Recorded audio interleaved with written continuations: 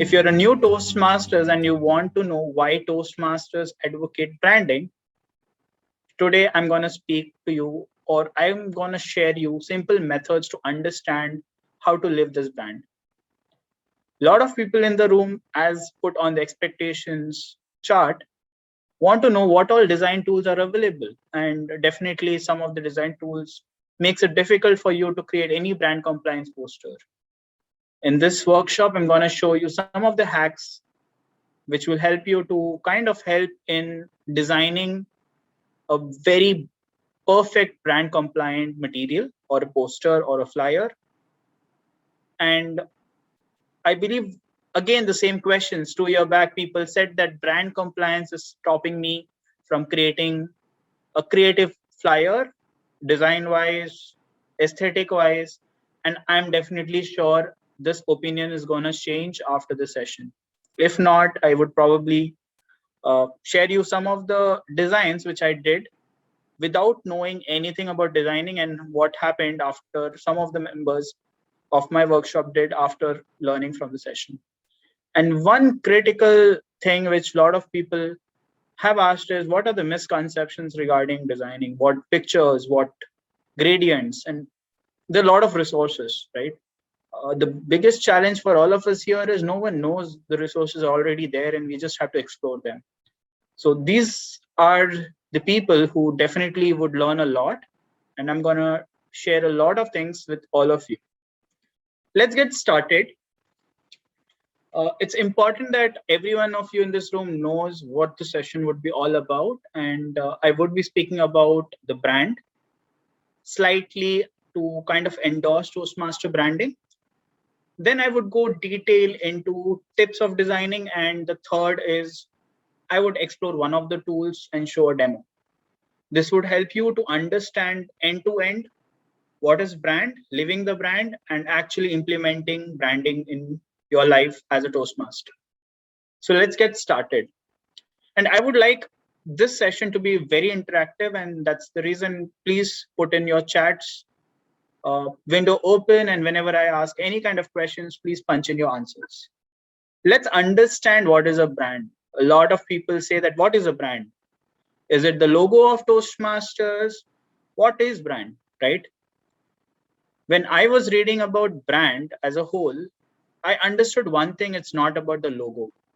It's the identity every one of you here as a Toastmaster or as a person from any organization identifies or associates itself with.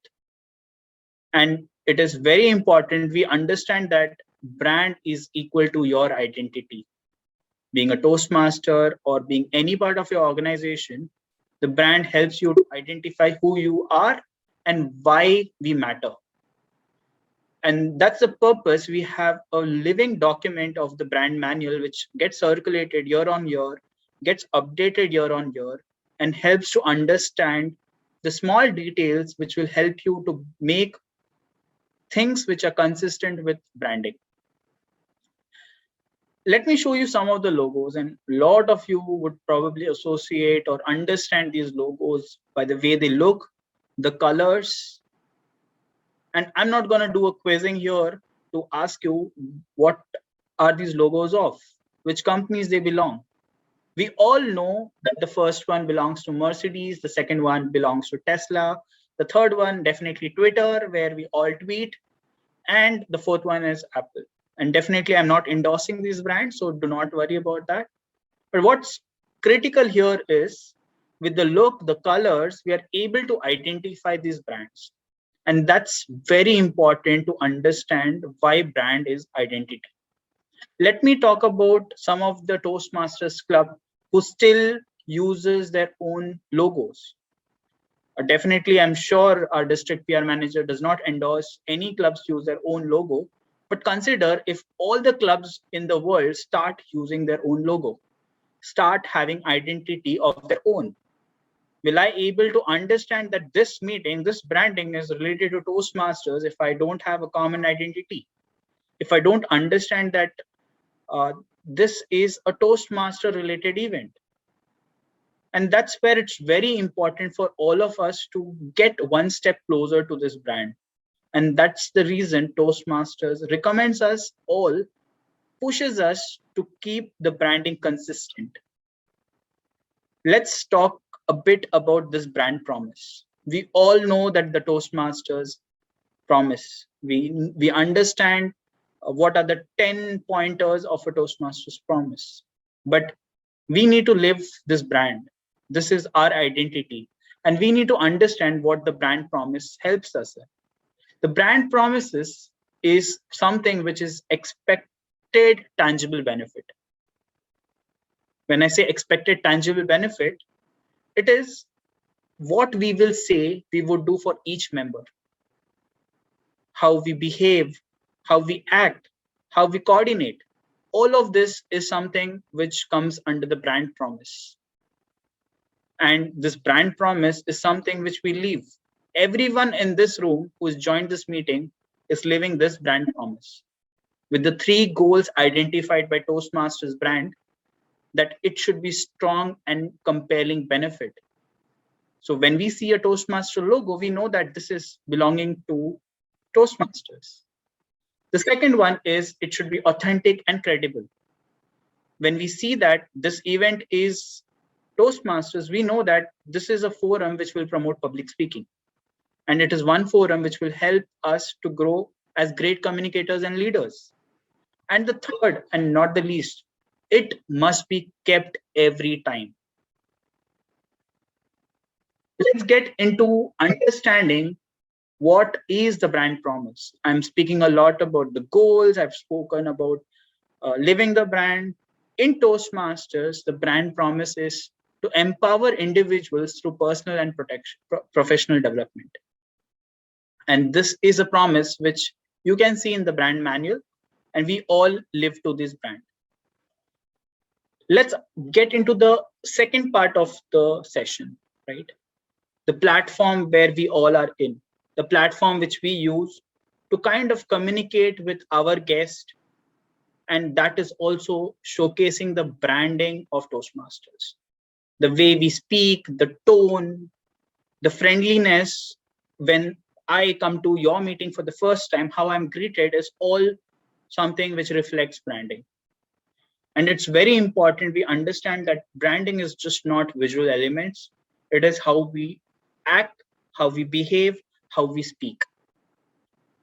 Let's understand what the session would take you to the next level. A lot of you have asked me, what are the visual guidelines? Why are these visual guidelines in place? And I'm going to speak about the art of mastering Toastmaster designing in this session. But before that, it is very important for all of us to know what are the available tools for designing, right? Some of you or your previous past VPPR might have endorsed with you that please use tools like Canva. Some might have been expert and they might have said that we have a lot of online design tools. And I would like to tell you that there are more than 50 tools available in the market, starting from people who design using Word, PowerPoint, IDs InDesign, Canva, which is one of the most popular tools, Photoshop, and there are some tools which help you to design content online and take a download, like Easel and Poster My Wall.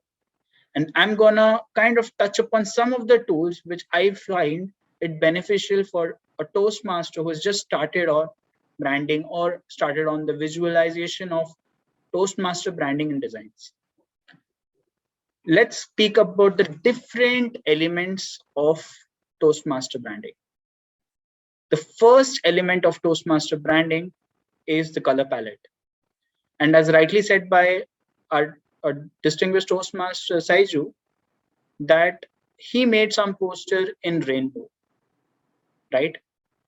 And if that rainbow color is a poster which is being shared across, people might not relate that this is a Toastmasters meeting.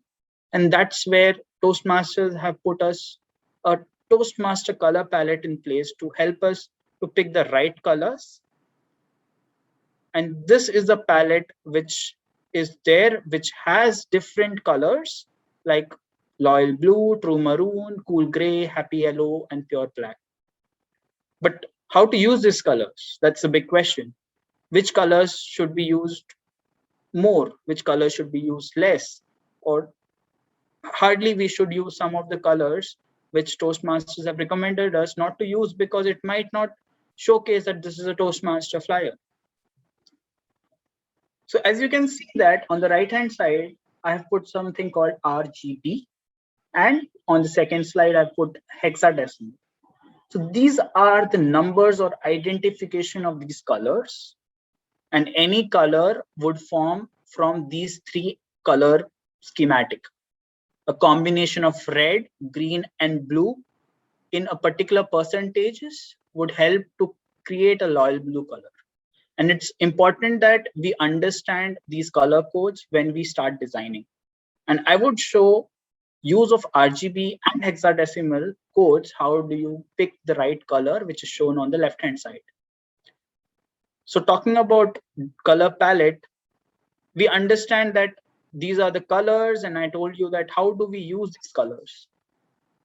The first three colors you can see, the loyal blue, the true maroon, and cool gray, are considered as primary colors.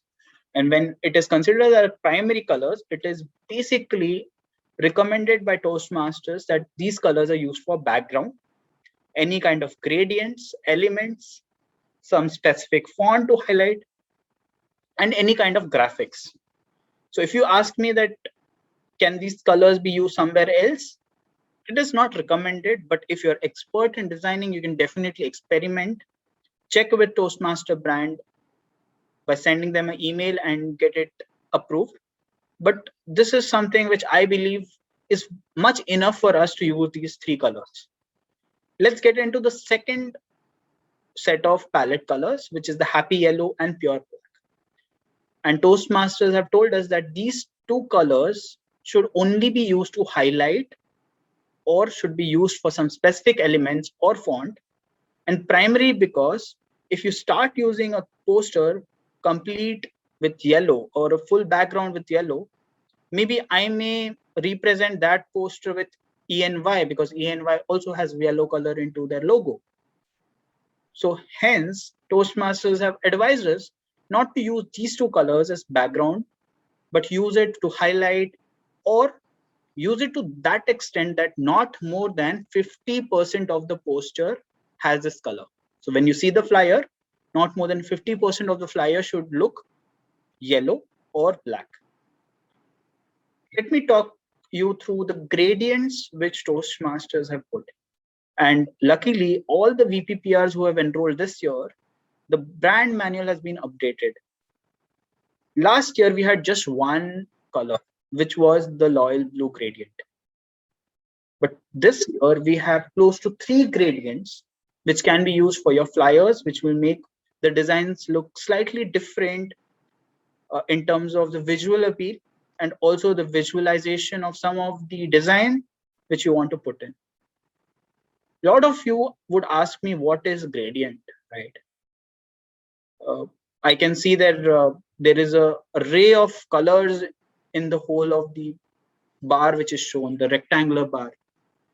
But a small technical thing I would like to say is it's the same color. It's the brand color which is on the gradient. But what Toastmaster is trying to put in is a gradient gives you a spread of colors. And this spread is because of the light which falls on the color. We know refraction, we know reflection. The same way a gradient is actually formed because of refraction of color. And hence, you would see that in the brand manual, it would be written something like linear, radial, and also a degree. That means the degree at which the light falls on the color and it diffracts. But for you as branding, you don't have to understand these, but what you have to understand is it is formed from 2 colors and 2 distinct colors, 2 distinct codes, and you need to pick these codes effectively while using any of the 3, whether it's the true maroon gradient or the loyal blue gradient or the cool gray gradient. You can use any of these 3 for your gradient. And further, when I speak about transparency, you'll see that we are using the same gradients to create some of the transparency elements. Let's speak about the typography, the fonts which we use. I wanted to understand from all of you, maybe you can put it in the chat, that how many font styles we have under Toastmaster brand guidelines. I believe by now every one of you have referred to the Toastmaster branding book. I wanted to have asked you all what are the different, how many different font styles can be used. I see 40, I see 12, 3, 4. Let the answer come. So there are more than 40 font styles we can use, and I'm not kidding here, because I've used more than 40 font styles in the poster. We all think that we have just 4 fonts, but don't you understand that these are just fonts and we have so many variants of the font with respect to it being regular, bold, italics, and that all can be used to create brand posters. And few of you are absolutely right that we have 5 text fonts like Montserrat, Gotham, Open Sans, Myriad Pro, Arial. Even Arial is one of the approved font which we usually miss, because we usually miss reading the brand manual completely. Now again, Toastmasters not forcing you to use some of the fonts, but as you can see on the right hand side, that some of the fonts shows distinction between a heading and a subheading and a content. And that's where I would ask you, start using Montserrat and Gotham family fonts for your headings, because they're bold, they're clear in terms of articulating that this is the important message which you want to bring to the audience from your creative flyers. And the other 3 can be used for the main content or the sub content in your flyer, which is the Open Sans family, Myriad Pro family, and the Arial family. And I've put a font exactly used under these families on the right hand side. Let's talk about the 2 fonts, Montserrat and Gotham family.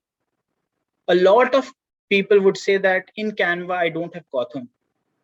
What should I do? And that's where Toastmasters already told us that we have an alternative to Gotham family, that is Montserrat family, which is free. But if you use some other tools, maybe like PowerPoint, you can also download a Gotham family as a font and use both in parallel in your designing, as some of the elements in this presentation is used using Montserrat and some of the elements are using Gotham to showcase the heading of this slide. Let's talk about the remaining 3 body type fonts. These are something which, these are the fonts which are used to detail the things in a flyer. Any kind of specific information like a quote or some details like register now, which is not to be very prominent, we can start using these 3 fonts in the poster.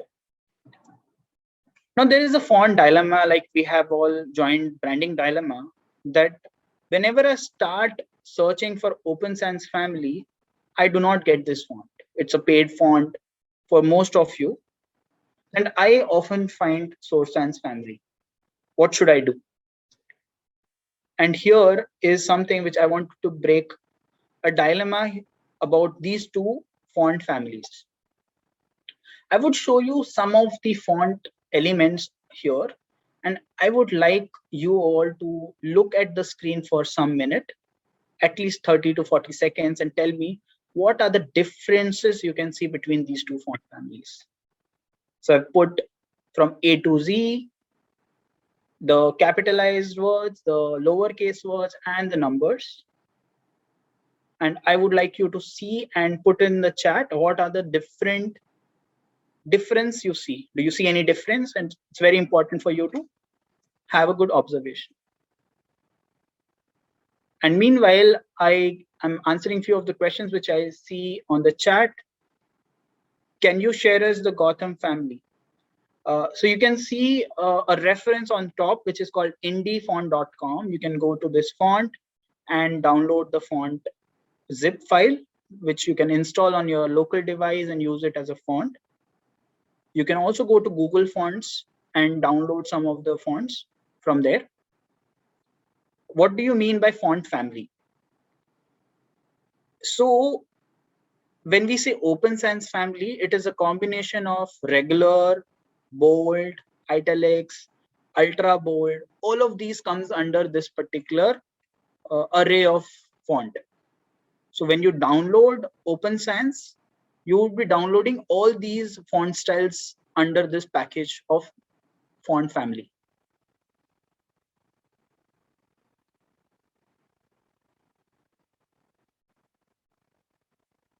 Okay. I see some of you saying that the alignment, the bold. I wanted to understand what are the differences, and let me break the dilemma here. There are just 4 differences in these two fonts. One is the dollar symbol. One is the way how J is written in the uppercase, the letter L and letter Q. And that's where I would strongly recommend all of you that if you are not able to find Open Sans family, you can substitute it with Source Sans family. Or if you're not able to find Source Sans family, you can substitute it with Open Sans family. That is downloading these font packages from either googlefonts.com or indiefont.com. There is one more called dafont.com if you're making note. These are few of the website which allows you to download without any copyrights. It is mentioned on their website that they have taken licenses to download these font. Let's get on to next and something which has been added to this year's brand manual, which is transparencies. And a lot of you had a lot of queries, and probably in most of the branding groups I am part of, a lot of you started asking that how do I use the transparency? Why should we use the transparency in this way? And the answer is very simple. We need, as brand ambassadors, we need to know why. Why are we doing this? For example, we have 3 specific transparencies which have been recommended by Toastmasters. And if you're using 2 shapes and you're trying to overlap the shape, there should be some guidelines to do that, right? Because I told you the colors of any color font is derived from 3 colors. And if you start mixing the RGB of one color and the RGB of second color, the colors might turn out to be a third color. And here Toastmasters have put us a restriction, or rather a recommendation, that let's not reduce the transparency of the elements to more than 70%. And this is based on a lot of research that the color or the base color of the bottom shape would be intact and the top shape would be intact when we are using transparencies in this format. I'm not saying that the colors are not changing, but to the extent that the brand colors is still visible, it is recommended that we use opacity of 70%. And when I say opacity, some of the tools might show transparency. So it is inverse. So if you are seeing opacity as 70%, that means it is 30% transparent. That is, the colors are not very transparent and it would not mix the colors to form a third color. In the first transparency, you can see that the white is still retaining the white. In the second, you can see the white is still retaining the white, even if it is put on the linear maroon gradient. And the third is the cool gray. And the catch here is all the 3 transparencies have the bottom layer, which they call it as bottom swatch, with the 3 gradients which got approved. And hence, I would recommend you all to start using transparencies in your posters. I would show some of the posters where I have used these elements and it looks absolutely fantastic. And a lot of you would be saying that, how do we create these transparencies? And I will be showing that as well in the demo. So let's get started with understanding the tips for designing. This is something which I have learned over the years designing for multinational companies, for colleges, universities, that what should the visualization look? The visualization is the basic of any design, right? I would call it as the ABC of designing, the starting of designing. And as Toastmaster, we need to understand this very clearly. Any designing or any material actually combines three distinct things. Number one, the content, which is the king, the content for the poster. The second, what kind of images can be used. And the third is any kind of guidelines are in place.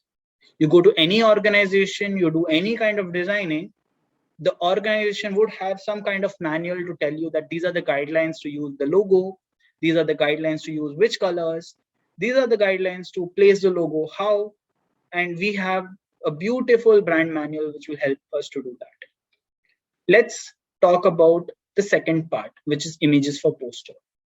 A content for poster is very specific to the event, right? For example, branding workshop, we know that what is the content which would go on this workshop poster. If it's a joint meeting, what would go in? If it's an open house, what would go in? If it's a district event, what would go in? So the content is very specific to the specific event, which I want every one of you in this room to start writing what content you want to put on the poster. It's very important to freeze or get the content from the required resource person and then start designing. Talking about the images, I saw a lot of people asking me that from where should I pick the images? Is there any particular resource or a library where I can pick? And I'm going to break that curiosity because we definitely have a beautiful library set by Toastmasters. A library which is known as photoshelter.com. And this is a free library for all the Toastmasters to use all the posters which are compliant with branding. And maybe between the screens, let me show you this particular website, which is photoshelter.com. And this website can be accessed by anyone by creating a simple login. For this, you need to create a new login, and it is not linked with Toastmasters login. So I recommend you to create a login and go on to galleries and browse through all the brand compliant images which you can see as collections. Even the images which are used in brand manual can also be found. And according to your type of meeting, you can start using any kind of images from this library. But does Toastmasters tell you kind of libraries? No.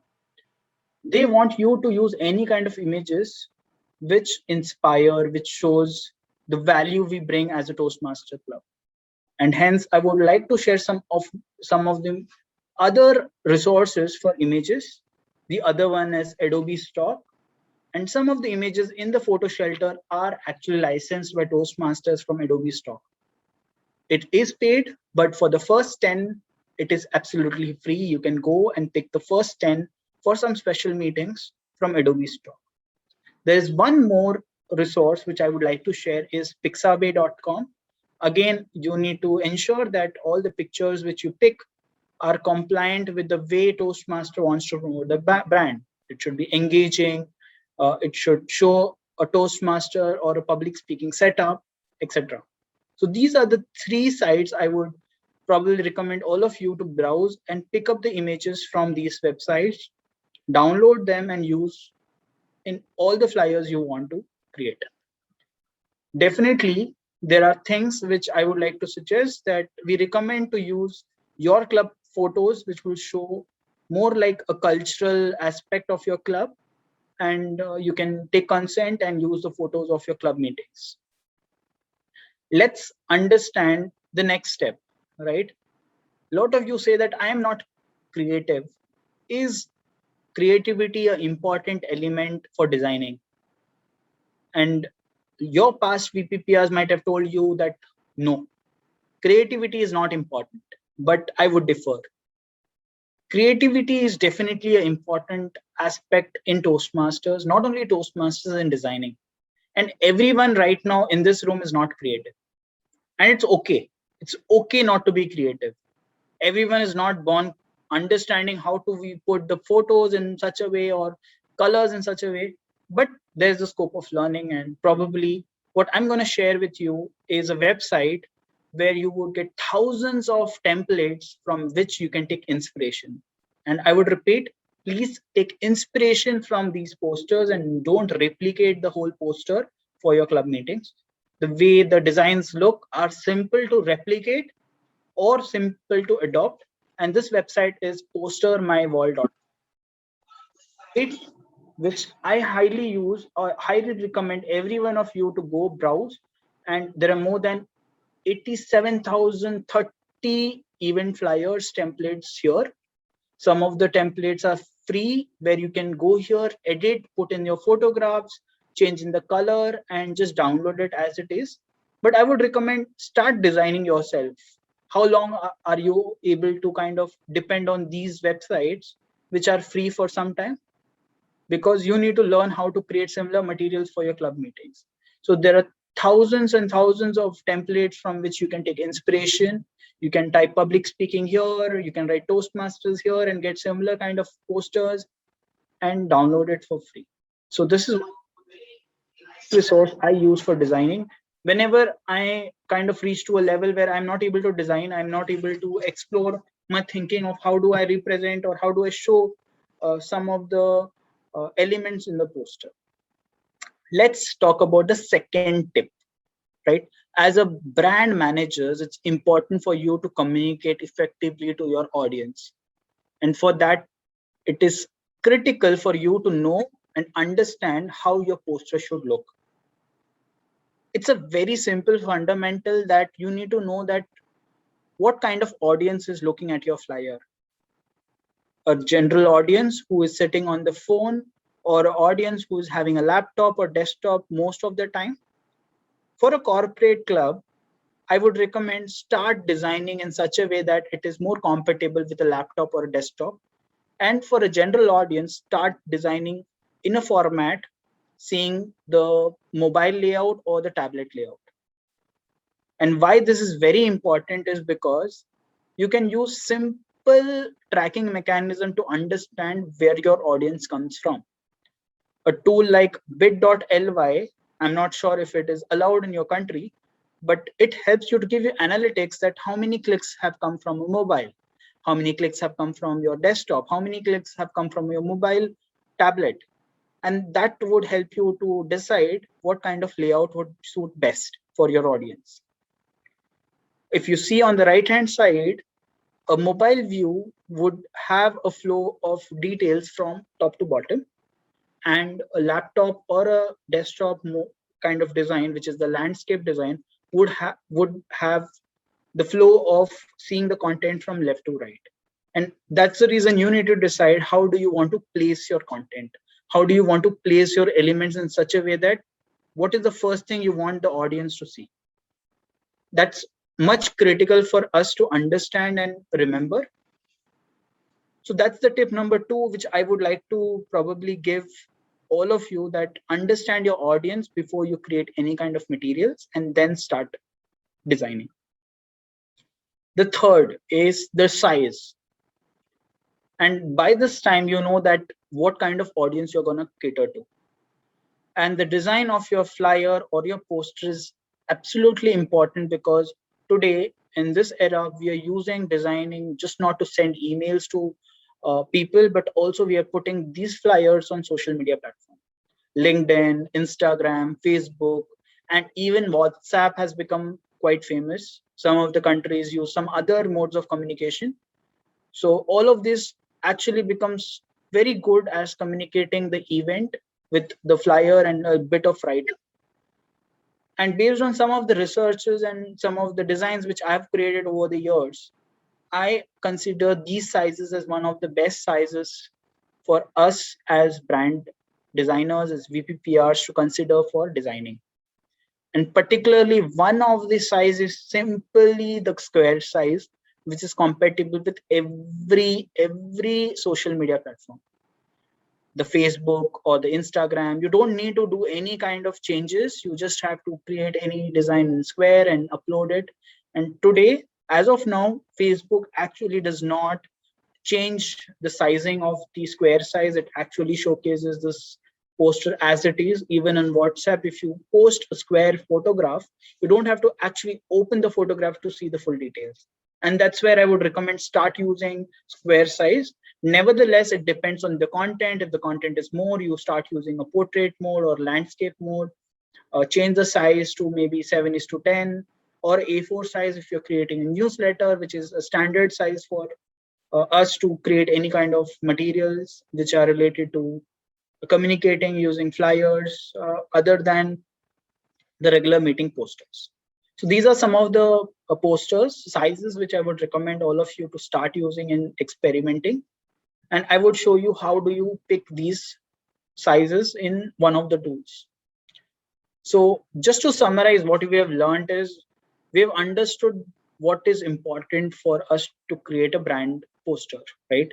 What is a beginner's guide for content management? What is a beginner guide for designing? And it is important that we know the audience, we know the content beforehand before we start designing. We understand the flow, we understand what sizes would be the best suitable for designing. And this all needs to be decided in the start itself, rather than force fitting the content into the poster. Start thinking from a perspective that this is the content and I need to fit in to the poster, rather than creating a poster and then fitting in the content, which would make the task more difficult for you as a designer.